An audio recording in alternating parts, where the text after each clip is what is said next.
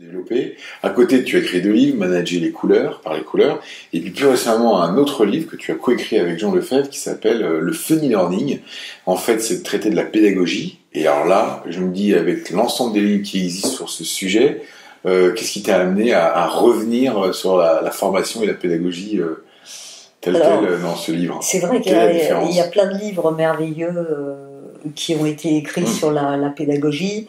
Donc là-dessus, pour nous, tout ce qui a été écrit d'intelligent en pédagogie a déjà majoritairement été écrit.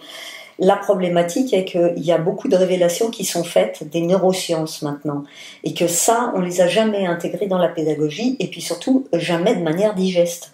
Donc avec Jean, nous avons lu des dizaines et des dizaines de livres en neurosciences jusqu'à l'indigestion, parce que c'est très lourd à lire, puisque c'est des livres de spécialistes, et nous les avons traduites en quelque chose de très opérationnel.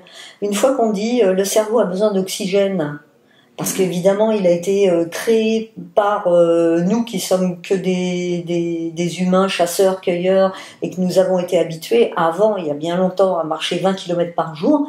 Comment tu fais en sorte dans tes séminaires de faire bouger les gens pour qu'ils ne s'endorment pas à 14 heures, et qu'ensuite on puisse en faire quelque chose vraiment très concrètement de ludique? Donc comment tu transformes une règle de grammaire, ou comment tu transformes une boucle d'apprentissage en quelque chose qui va bouger, voire qui va danser avec de la musique, etc. Donc on a créé des méthodologies très concrètes. Donc en fait, c'est 8 piliers que tu abordes les uns après les autres, et dans lesquels tu proposes donc aux formateurs, ou tous ceux qui veulent redynamiser leur formation, des capsules, Voilà, des petites capsules qui sont vraiment des séquences courtes, parce que tu sais que le cerveau, là on fait, je sais pas combien de minutes ça va durer, mais j'espère qu'ils seront pas endormis derrière.